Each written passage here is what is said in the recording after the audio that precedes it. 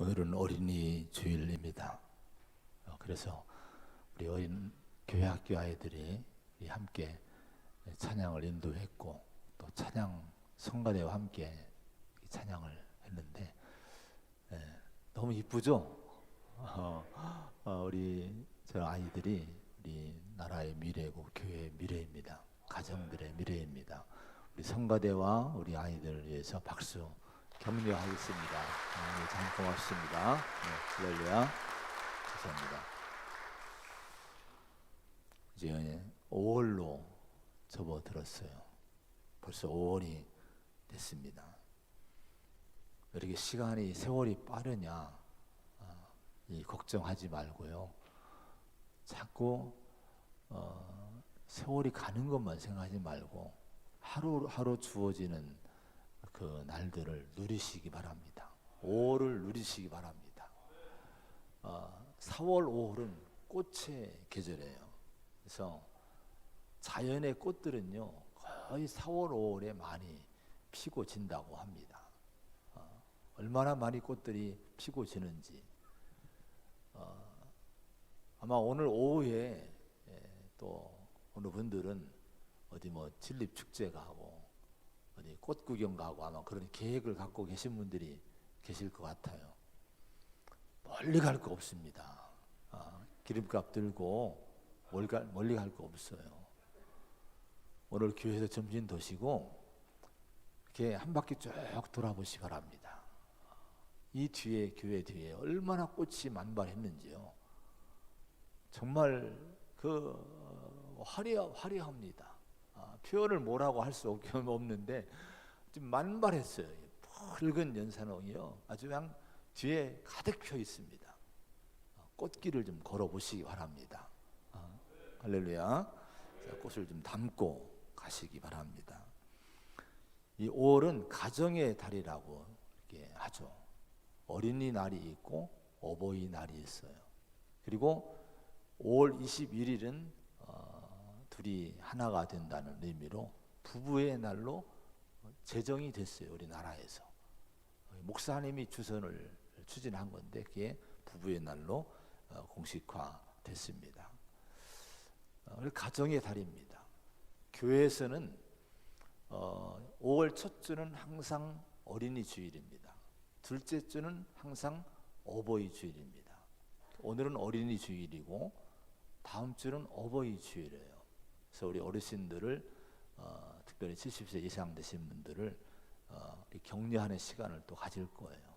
성가대가 중고 청년들이 지금 막 준비하고 있어요. 우리 중고 청년들이 성가대에서 찬양으로 섬기고 또 어르신들에게는 소정의 또 이렇게 선물도 드리고 또 점심도 함께 나누고 그런 시간을 갖게 될 겁니다. 아무쪼록 우리 모든 우리 성도님들의 교우들의 가정들마다 하나님의 사랑의 손길에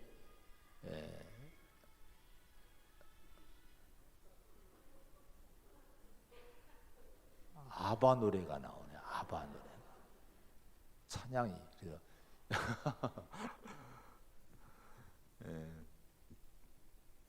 깜빡 자꾸 잊어버리네.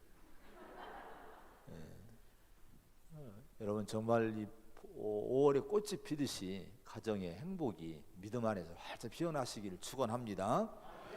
근데 중요한 것은 가정이라고 하는 것은 하나님의 작품입니다.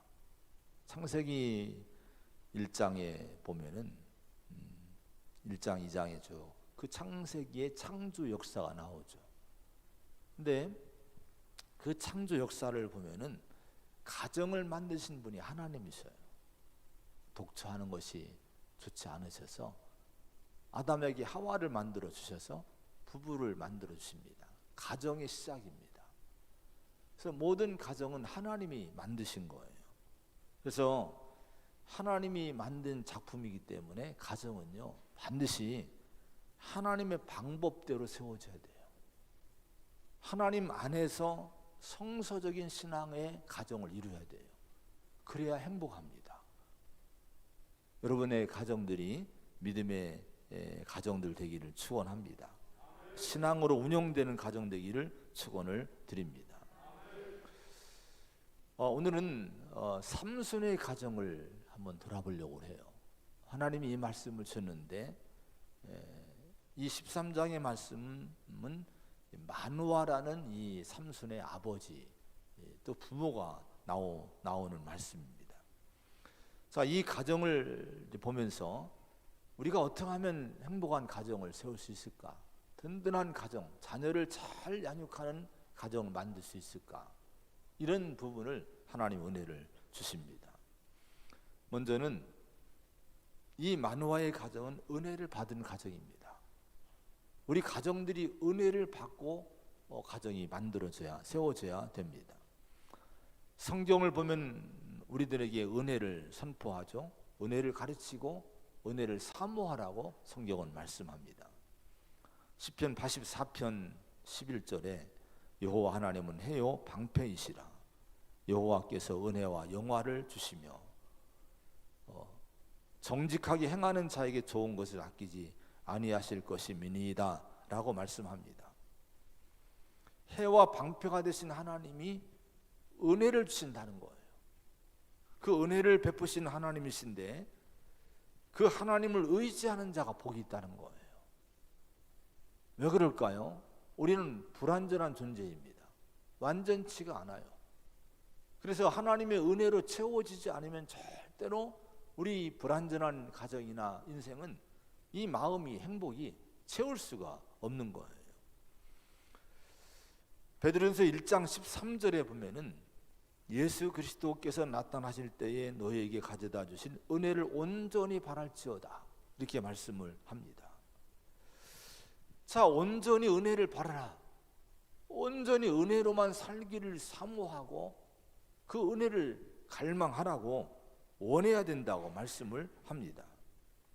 좀 전에 말씀했듯이 인간은 불완전한 존재이기 때문에 우리 자신이 불완전한 존재이기 때문에 인간의 힘과 능력과 경험과 지식 가지고는 절대로 행복한 가정이나 인생을 만들어 갈 수 없어요.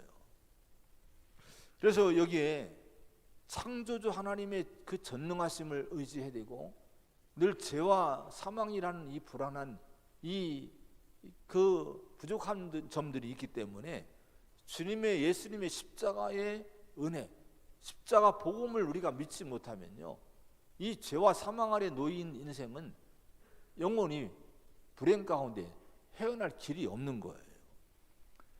그러나 우리가 하나님의 은혜를 우리가 사모하고 십자가의 은혜 안에 살게 되면요, 그 성도는 죄와 사망에서 자유함을 얻기 때문에 또 우리 마음에 성령이 오시고 소망을 갖고 살 수 있기 때문에 그 십자가 복음의 은혜 안에 거하는 성도는 행복한 삶을 넉넉히 살아갈 수 있을 줄로 믿습니다.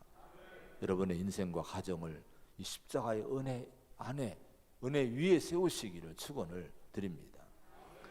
여기 2절에 보면요, 이제 삼손의 가정에 대해서 이제 설명이 나오기 시작하는데 한번 읽어보겠습니다. 2절입니다.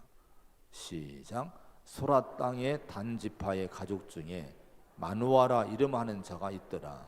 그의 아내가 임신하지 못함으로 출산하지 못하더니 단지파의 그 가족 중에서 마누아라는 어느 사람이 있었다고 얘기합니다. 이분이 삼손의 아버지예요. 삼손은 이스라엘 민족의 사사시대의 고대의 큰 지도자였어요.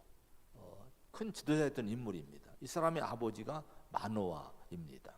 그 부인은 이름은 나오지 않아요. 그런데 이 가정에 자녀가 없었다고 하는 거예요. 근데 여기 보면은 그의 아내가 임신하지 못함으로 출산하지 못하더니라는 이 대목이 나와요. 이 문장을 연구한 학자들의 해석을 보니까요, 이렇게 학자들이 얘기를 합니다. 이것은 아이를 낳을 수 있는 근원이 완전히 말라 그 뿌리가 제거된 것과 같은 절망적인 상태를 표현하는 문장이라고 하는 거예요. 그러니까 이 부부는 결코 아이를 낳을 수 없는 상황에 빠진 부부라는 겁니다. 그래서 절망적인 환경에 빠져 있는 부부였다고 하는 거예요. 그런데 이들 부부의 이 절망적인 상태는 꼭 자녀를 갖지 못했다는 것을 말하는 것은 아닙니다. 이 마노아 부부의 이 절망적인 상태는 실은 이 당시 이 마노아 부부가 살던 이 당시에 이스라엘 민족이 처해 있던 이 절망적인 상태를 이제 상징적으로 표현한 부분이 되기도 합니다. 왜 그런가 하니 1절의 말씀 보면은 이런 말씀이 나와요. 1절을 또 한번 읽어 봅니다. 시작. 다시 여호와의 목전에 악을 행하였으므로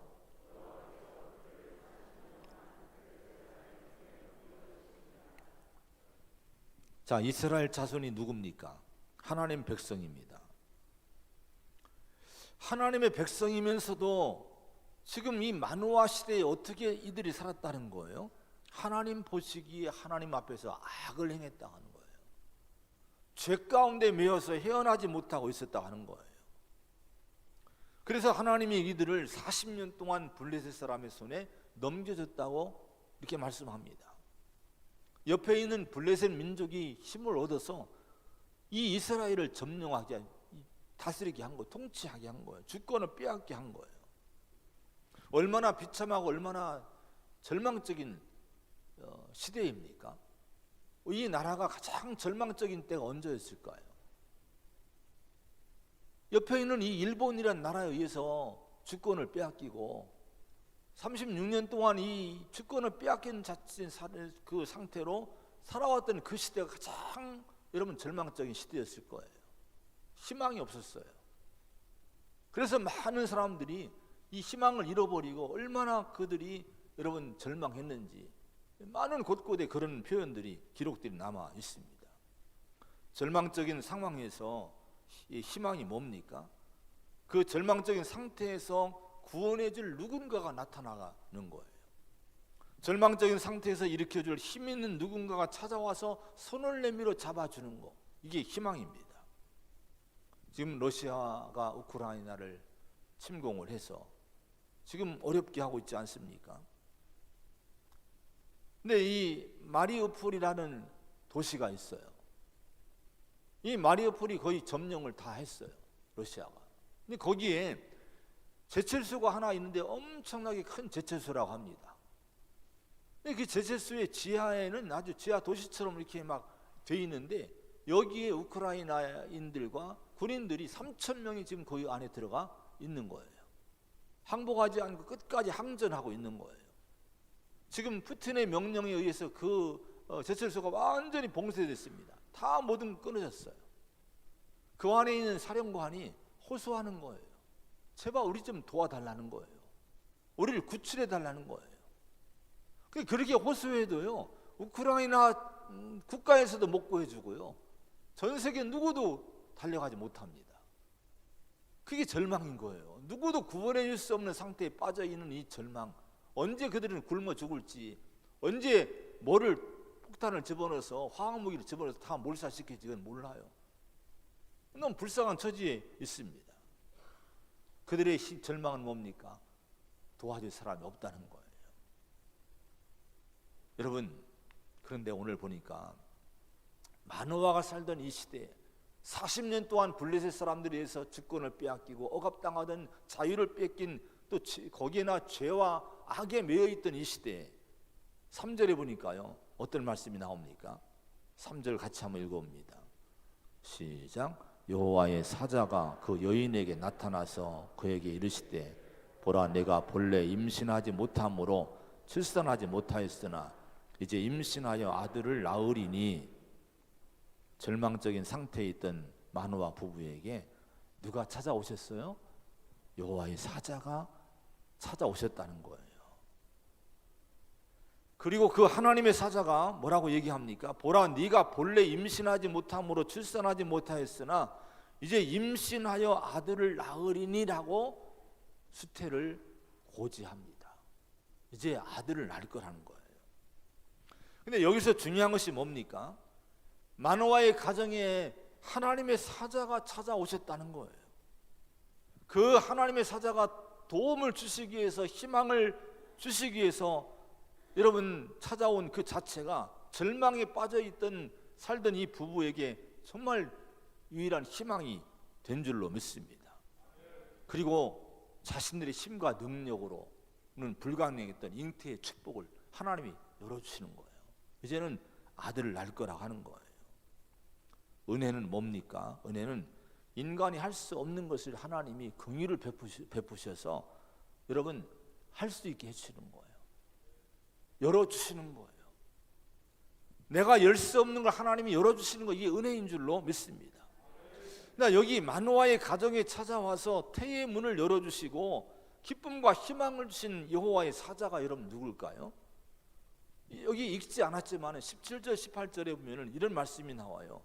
마노아가 여호와의 사자에게 이름을 물어요. 당신의 이름이 무엇입니까? 라고 묻습니다. 그러니까 18절에 이렇게 얘기를 해요.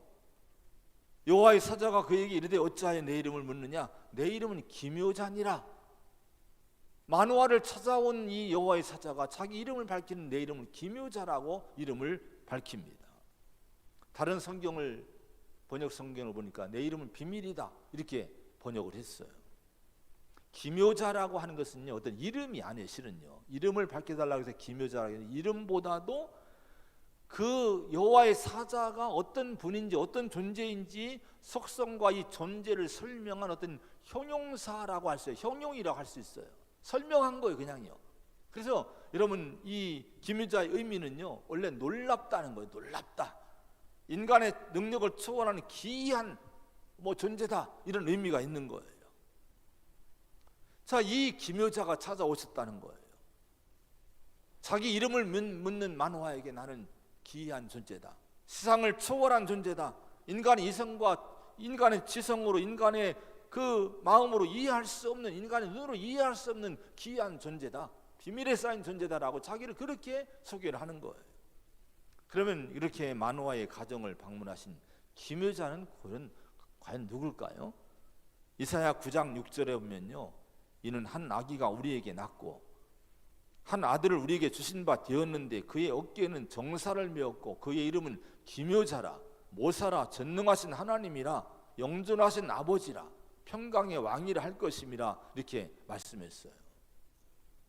이사야 선지자가 장차 태어날 메시아 예수 그리스도를 소개하게 됐는데 그 예수님의 이름 가운데 하나가 기묘자라고 이미 예수님 오시기 전에 수백 년 전에 소개를 세상에 한 겁니다. 그래서 학자들은요, 오늘 이 마노아 가정을 방문하셔서 절망 가운데 처한 이 가정을 축복하고 희망 주시고 이스라엘을 구원할 인물인 삼손을 잉태하게 한 그분이 바로 인류를 죄에서 구원하실 메시아로 오실 예수님이라고 해석을 합니다. 그 분이 이미 오셨다는 거예요. 예수님이 이 땅에 탄생하시기 1000년 전에 여호와의 사자의 모습으로 마노아의 가정을 방문했고, 죄와 그로 인해 사망을 당한 것과 같이 블레셋 민족에게 자유를 빼앗기고 자유를 잃은 이스라엘 땅을 우리 주님이 미리 방문하셨다고 하는 겁니다. 그리고 그 고통과 절망에 처한 이스라엘을 구원할 삼손을 잉태하게 하심으로 그 땅에 마노아의 가정뿐 아니라 그 땅에 구원의 문을 열어주셨다고 하는 거예요. 여러분, 무엇이 은혜입니까? 죄와 사망의 절망에서 구원해 주시는 유일하신 구원자 예수님을 만난 것이 은혜입니다. 여러분, 예수님 만나셨습니까? 십자가의 복음을 듣고 그 믿음이 우리 마음에 왔습니까? 그러면 여러분, 은혜가 임한 거예요. 은혜를 받은 줄로 믿습니다. 로마서 3장 23절 24절에 모든 사람이 죄를 범하였음에 하나님의 영광에 이르지 못하더니 그리스도 예수 안에 있는 속량으로 말미암아 하나님의 은혜로 값없이 의롭다 하심을 얻은 자 되었느니라, 이렇게 말씀합니다. 인간은 죄로 인해 하나님의 영광에 가까이 할 수 없는 존재예요. 그런데 예수님이 오셨습니다. 예수님이 속량의 속죄 제물이 되신 거예요. 내 죄값을 치러주신 거예요. 이게 속량입니다. 자, 그로 말미암아 하나님의 은혜로 값없이 우리에게 주신 선물이 뭐예요? 의롭다, 믿는 자에게 의롭다 하심을 선물로 주신 거예요. 우리의 신분을 하나님 보시기에 의로운 신분으로 바꿔주시게 된 거예요. 여러분, 이 은혜가 우리 가정에 임하고 우리 성도에게 임해야 될 줄로 믿습니다. 이 은혜를 붙들어야 될 줄로 믿습니다.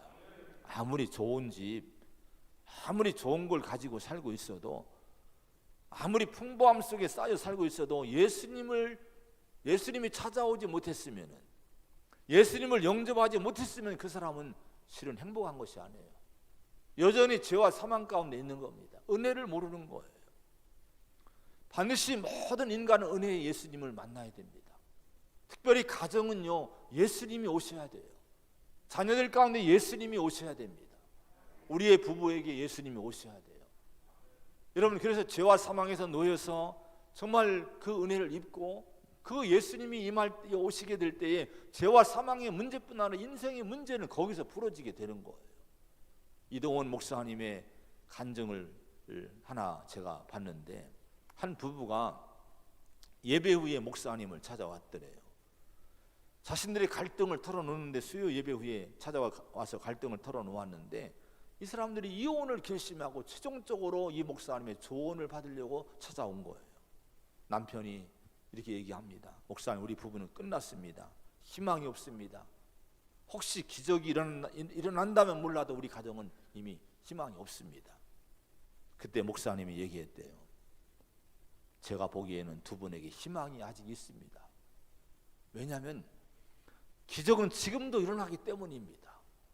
그러면서 그분들 두 부부를 붙들고 2시간 동안을 복음을 얘기한 거예요. 예수 십자가의 복음, 은혜의 복음을 쭉 설명하고 얘기를 했습니다. 왜냐하면 이들은 교회는 출석했지만 실제는 마음에 복음에 대한 믿음이 없었던 거예요. 구원의 확신이 없었던 거예요. 예수가 그 안에 없었던 거예요. 이 설명을 하고 났더니 새벽 1시가 됐는데 그 부부가 드디어 무릎을 꿇고 예수님을 구세주와 구주로 영접을 했다고 해요. 그들을 위해 간절히 기도를 해줬습니다. 기도가 끝난 후에 하염없이 눈물을 남편이 흘리더니 이렇게 얘기를 하더래요. 목사님, 이제 어쩐지 희망이 생깁니다. 다시 한번 십자가를 붙들고 한번 열심히 우리 부부 살아볼게요. 그리고 가는데, 올 때는 따로따로 들어왔는데 갈 때는 손잡고 나가더라는 거예요. 이게 무슨 은혜입니까? 무슨 능력입니까? 주님이 오신 거예요. 은혜가 임한 줄로 믿습니다. 여러분의 가정, 우리의 부부, 우리의 자녀의 문제, 정말 진정으로 예수님 오시고, 여러분 주님이 오시면 해결이 돼요. 은혜가 임하면 다 이 문제가 열릴 줄로 믿습니다. 그래서 가정은 은혜로 세워져야 되는 거예요. 그런 가정들 되기를 축원을 드립니다. 그런 다음에 이 마노아의 가정은 거룩함을 추구한 가정이었다고 하는 겁니다. 사사기 오늘 13장의 말씀을 하나님이 주셨는데, 그 전에 12장에 보면 이런 말씀들이 역사의 기록이 나와 있어요. 12장 8절과 9절에 보면 입산이라는 사사가 지도자가 나옵니다. 근데 그 입산이라는 지도자는요, 9절에 보니까 아들이 30명, 딸이 몇 명이요? 딸이 30명. 또한 몇 명의 자식을 뒀어요? 60명의 자식을 뒀다는 거예요. 13절, 14절 보세요. 또 압돈이라는 지도자가 나와요. 사사가 나와요. 이 사람은요, 14절에 보니까 아들이 몇 명이에요? 아들이 40명, 손자가 30명. 아들 40명이면 또 아마 딸들도 20, 30명 있었을 거예요. 여기서 뭐를 볼 수 있을까요? 한 사람 아내가 60명 자식을 낳을 수 있을까요? 60명의 자식을 낳으려면요, 부인이 20명 이상 있어야 될 거예요. 아마 10명 내지 20명 이상 있었을 거예요. 더 있을지도 모릅니다. 자, 이런 기록이 보여주는 것은 마노아가 살던, 삼손의 부모가 살던 이 시대는 지도자로부터 모든 백성들이 타락을 하고 음란하고 하나님의 뜻에 따라 거룩하게 사는 것보다도 육신적인 방법으로 자기 뜻을 가지고 자기 목적을 이루려고 각기 제갈 길로 가던 그런 죄악의 타락의 시대였다고 하는 거예요. 특히 자식을 좀 많이 두려고 수단 방법을 가리지 않고 이 여자 저 여자 다 모아서 자기 부인 삼고 막 되는 대로 자식을 막 출산케 했던 이 무지의 시대, 이런 시대가 바로 마노아가 살던 시대였다는 겁니다. 이걸 행복으로 그들이 여긴 거예요. 그런데 마노아 부부는 오늘 보세요. 이 마노아 부부에게 자식이 없었대요. 자식을 갖지 못했대요. 여러분, 자식을 갖지 못했다고 하면요, 아마 만호하던 남자이기 때문에 이 지도자들처럼 입산이나 뭐 이런 압돈처럼 뭐 몇십 명씩은 아닐지라도 여러분 자기 부인 외에 뭐 한두 명 더 두고 자식을 둘 수 있지 않겠습니까? 그런데 마누아 부부는 그렇게 살지를 않았다는 거예요. 그걸 여기서 얘기해 주고 있습니다. 아브라함조차도 여러분 자식이 늦어지니까 그 하갈이란 첩을 두어서 이스마엘이란 불법의 아들을 둔 적이 있지 않습니까? 근데 오늘 마누아 가정을 보시기 바랍니다. 이 부부는 위기와 절망의 시기를 살아오면서도 하나님이 원치 않는 방법에는 눈길을 조금도 주지 않은 거예요. 비록 자식을 내가 갖지 못할지언정, 자녀를 못 갈지언정, 갖지 못할지언정, 이들은 뭐를 선택한 거예요? 하나님 앞에 거룩한 삶을 살기로 선택한 부부라고 볼 수가 있는 거예요. 자식이 문제가 아니라는 거예요. 나는 거룩하게 살겠다는 거예요. 우리 성도에게 꼭 필요한 것이 어떤 신앙일까? 이런 신앙이 필요한 줄로 믿습니다. 진정한 거룩이 뭘까요? 진정한 신앙이 뭘까요? 육신적인 걸 많이 가진 것이 신앙입니까? 못 가졌어도 내 신앙을 지킬 수 있는 것, 내 거룩함을 지킬 수 있는 것이 진정한 신앙인 줄로 믿습니다. 우리가 붙들어야 될 믿음은 온전하고 거룩한 신앙의 삶을 지켜내는 것이 신앙입니다. 보이는 것들, 세상의 기준으로 복이라고 생각하는 것을 얻으려고 죄와 불법에 타협하지 마시기를 바랍니다. 시편 73편 28절에 하나님께 가까이 하면 내게 복이라 이렇게 말씀했어요. 이 시인의 믿음은 뭡니까? 처음에는요, 시편 73편의 말씀이 이 시인은요, 세상 사람들이 잘 되는 거 보고 믿지 않는 사람들이 더 잘 되는 거 보고 시험이 바짝 들었어요. 아니, 나는 하나님 믿는데 왜 이렇게 인생이 어려운데 하나님 믿지 않는 저들은 왜 이렇게 잘 되냐 이거예요. 이것 때문에 하나님께 막 따집니다. 막 이런 사람이 73편 28절에 가서 성전에 가서 하나님의 그 말씀을 듣고 하나님 보여주시는 것을 깨닫고 난 다음에 어떤 결론을 내려는 거 아니? 복이라고 하는 것이 하나님을 가까이 하는 것이 복이구나, 이걸 깨닫게 된 거예요. 우리 성도는 이런 믿음을 가져야 될 줄로 믿습니다. 아무리 육신의 것을 잘 잡아도 하나님을 가까이 하지 않는 것은 복이 아니라고 하는 거예요. 이사야 56장 4절 5절에 이런 말씀을 합니다.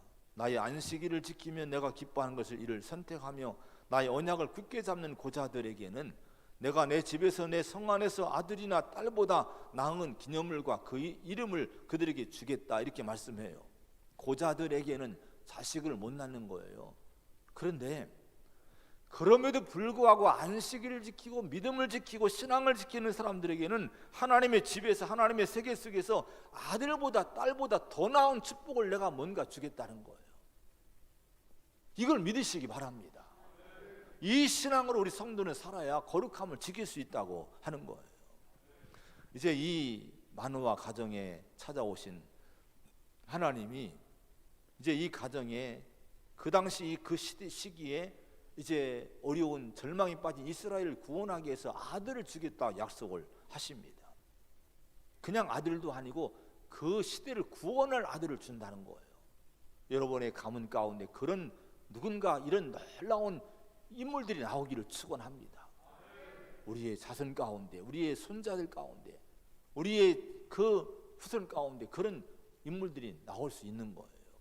그런데 오늘 이 자식을 준다 하면서 이렇게 얘기를 합니다. 13절 14절의 말씀 한번 같이 봉독을 하겠습니다. 13절 14절입니다. 시작. 사자가 마노아에게 이르되 내가 여인에게 말한 것들을 그가 다 삼가서 포도나무의 수산을 먹지 말며 포도주와 독주를 마시지 말며 어떤 부정한 것도 먹지 말고 내가 그에게 명령한 것은 다 지킬 것이니라 하니라. 아멘. 자, 이것은요, 자식을 주는데 그 자식이 나실인이, 이 내용은 전부 나실인이 될 거라는 거예요. 오늘 말씀은요, 구별된 자가 될 거라는 거예요. 나실인은 머리에 삭도를 대지 않습니다. 머리를 안 깎고 구별된 사람으로 살기 위해서 독주를 마시지 않습니다. 시체를 만지지 말아야 돼요. 부모가 돌아가셔도 그 부모를 못 만집니다. 그만 구별된 인물로 살게 하는 것이 나시린입니다. 그런데 그런 나시린을 이제 앞으로 삼고 삼손을 키우라고 하시면서, 그래서 그 아들이 나라를 구원할 인물이 되게끔 키우라고 하면서 하나님이 뭐를 요구했는가 하니, 그 아이를 뵀을 때에 어머니, 삼손의 어머니도 부모도 바로 그렇게 거룩하게 살라고 요구를 하는 거예요. 자식을 그렇게 키우라고 하시면서 자식이 그런 자식이 되기 전에 먼저 부모들이 그렇게 거룩한 사람이 되라, 구별된 사람이 되라고, 독주를 마시지 말고 구별된 삶을 살라고 요구를 하신 거예요. 오늘 이것이 주시는 교훈이 뭡니까? 자녀가 축복의 인물이 되기를 꿈꾸고 원한다면 우리 부모님들이 부모들이 먼저 축복을 담을 수 있는 그릇이 먼저 돼야 된다 하는 거예요. 자식이 영문 정말 잘 살기를 원한다면, 바르게 살기 원한다면 부모들이 먼저 바르게 살아야 된다 하는 거예요. 똑바로 걸어라, 혼내기 전에 내가 먼저 똑바로 걸어야 된다 하는 거예요. 여러분, 지금 우리 젊은 세대, 어린 세대를 뭐라고 하기 전에 우리 먼저 윗세대가 잘 살아야 될 줄로 믿습니다. 부모들이 잘해야 될 줄로 믿습니다. 여러분, 거룩한 가정, 부모들이 거룩하고 그래서 자녀들이 거룩한 그런 가정을 잘 세우시기를 축원을 드립니다. 마지막으로 가정은 기도와 말씀이 있는 가정이 되어야 된다 하는 거예요. 8절의 말씀을 한번 읽어보겠습니다. 8절입니다. 시작. 마노아가 여호와께 기도하여 이르되 주여 구하옵나니 주께서 보내셨던 하나님의 사람을 우리에게 다시 오게 하사 우리가 그 낳을 아이에게 어떻게 행할지를 우리에게 가르치게 하소서. 기도합니다. 마노아가 가장이 기도해요. 남편이 기도하는 거예요. 남자가 기도하는 거예요. 자, 삼손의 부모는요, 삼손이 태어나기 전부터 하나님이 주실 자식을 위해 기도했어요. 그랬을 때 이 삼손이 여러분 위대한 인물이 되는 겁니다. 오늘 우리 부모들이 기도해야 돼요. 가정을 뭘로 이끌려고 하십니까? 자식을 어떻게 세우려고 하십니까? 물질로 세우려고 하지 말고, 혼내서 세우려고 하지 말고 부모들이 먼저 하나님 앞에 나와 엎드려야 돼요. 기도해야 될 줄로 믿습니다. 예레미야 애가 2장 19절에 보면은 초저녁에 일어나 부르짖을지어다 내 마음을 주의 얼굴 앞에 물소도 달지어다 갓길 어기 위에서 주려 기진한 내 어린 자녀들의 생명을 위하여 주를 향하여 손을 들지어다. 이렇게 예레미야 선자가 막 그 애절한 마음으로 호소합니다. 공동 번역에 보면은 이렇게 번역했어요. 초저녁부터 일어나 울부짖어라 네 마음을 주 앞에 물붓듯이 쏟아라 길목에서 굶주려 숨져가는 자식들을 살려달라고 손을 들어 빌어라. 이렇게 번역했습니다. 이 시대는 어려운 나라가 망하게 하는 시대입니다. 자식이 어려운 환경에 처해있던 시기입니다. 부모들이 그런 때에 초저녁부터 울부짖어야 된다는 거예요. 여러분, 눈물로 기도해야 된다는 거예요. 오늘 우리에게 그런 기도가 필요한 줄로 믿습니다. 자녀를 위해 뭐를 주겠습니까? 여러분, 후손들 위해 뭐를 남기겠습니까? 기도하는 부모의 모습을 남겨야 될 줄로 믿습니다. 부모가 기도하면요, 언젠가 자식들이, 지금은 모르는 자식들이 많아요. 교회 가라 해도 안 가고요, 신앙생활 하자 이 좋은 길임에도 불구하고 안 다니고요, 참 힘든 자녀들이 있지 않습니까? 근데 그럼에도 불구하고 정말 기도하면요, 나중에 언젠가 부모의 기도가 소중함을 알 때가 올 거예요. 이걸 믿으시기 바랍니다. 우리는 기도해야 됩니다. 자, 이 기도와 함께 기도로 가정을 세워야 되고요, 그 다음에 기도와 함께 말씀이 필요하다고 하는 거예요. 8절에 같이 읽은 말씀의 후반절에 보면은 우리가 그 낳을 아이에게 어떻게 행할지를 우리에게 가르치게 하소서라고 기도합니다. 기도의 내용이 뭐예요? 이 낳을 아이를 어떻게 가르칠지 말씀 좀 달라고 하는 거예요. 12절의 말씀에 이렇게 얘기를 합니다. 12절 말씀도 중요한 말씀이에요. 한번 같이 마지막으로 읽어봅니다. 12절 시작. 마노아가 이르되 이제 당신의 말씀대로 되기를 원하나이다. 이 아이를 어떻게 기르며 우리가 그에게 어떻게 행하리이까? 따라합시다. 어떻게 기르며 어떻게 행하리이까? 자녀들이 있습니까? 그 아이를 어떻게 기르고 있습니까? 여러분, 우리는 하나님의 가르침을 받아야 된다는, 기도하고 하나님의 가르침 받아야 된다고 하는 거예요. 우리 자식을 위해서, 우리 가정을 위해서 여러분 말씀이 있습니까? 우리 가정을 이끌어갈 말씀이 있어야 된다 하는 거, 우리 부부를 이끌어갈 말씀이 있어야 된다 하는 거예요. 그래서 여러분, 하나님께 말씀을 구하라는 거 어떻게 했으면 좋겠습니까? 가르침을 구하라는 거예요. 그리고 성경을 읽고 가르침 받고 그 가르침 받은 말씀 가지고 우리가 가정을 세우고 부부가 이루어 나가고 자녀를 가르치고 한다면 하나님이 그 가정을 인도하는 역사가 있을 줄로 믿습니다. 시편 119편 105절에 주의 말씀은 내 발에 등이요 내 길에 빛이니이다. 말씀이 뭐예요? 등불이에요. 빛이라고 하는 거예요. 내가 여러분 기도가 없고 말씀이 없으면 그 사람은 어둠의 길을 가고 있는 거예요. 가정에 말씀이 없으면 그 가정은 어둠 속에 있는 거예요. 등불이 없어 보세요. 빛이 없어 보세요. 여러분 방황할 수밖에 없어요. 넘어질 수밖에 없어요. 그러나 등불이 있으면 어떤 어둠의 어떤 길을 할지, 어떤 산골이 산길을 할지라도 우리는 잘 달려갈 수 있지 않겠습니까? 여러분 그 빛의 역할이 뭔가니 말씀이라고 하는 거예요. 하나님 말씀을 붙드시기 바랍니다. 말씀을 구하시기 바랍니다. 여러분 아무쪼록 우리 가정에 은혜가 채워지고 거룩함이 채워지고 또 기도와 말씀으로 채워져서 하나님이 원하시는 좋은 가정들, 좋은 자녀들을 세울 수 있는 은혜로운 가정 되기를 축원을 드립니다. 기도하겠습니다. 하나님 아버지 감사합니다. 우리가 이렇게 하나님의 은혜 안에 창조주 하나님 구원의 주님을 만나고 살게 하시니 감사합니다. 내게 임한 이 은혜가 내 가정에 가득 차기 원합니다. 내가 받은 이 은혜가 부부에게, 자녀들에게, 우리 가문에 가득 차기 원합니다. 하나님 은혜로 살게 하여 주옵소서. 이 땅에 시대의 풍조를 따르지 않기 원합니다. 죄악된 음란한 쌍을 따르지 않게 하시고 어둠의 시대를 따르지 않게 하시고 마누아 가정처럼 거룩하게 살게 하여 주옵소서. 육신의 것이 아니라 자식이 아니라 하나님 보시기에 좋은 삶을 산다면 하나님이 정말 우리에게 좋은 것들을 베풀어 주실 줄로 믿습니다. 기도하기 원합니다. 말씀 붙들기 원합니다.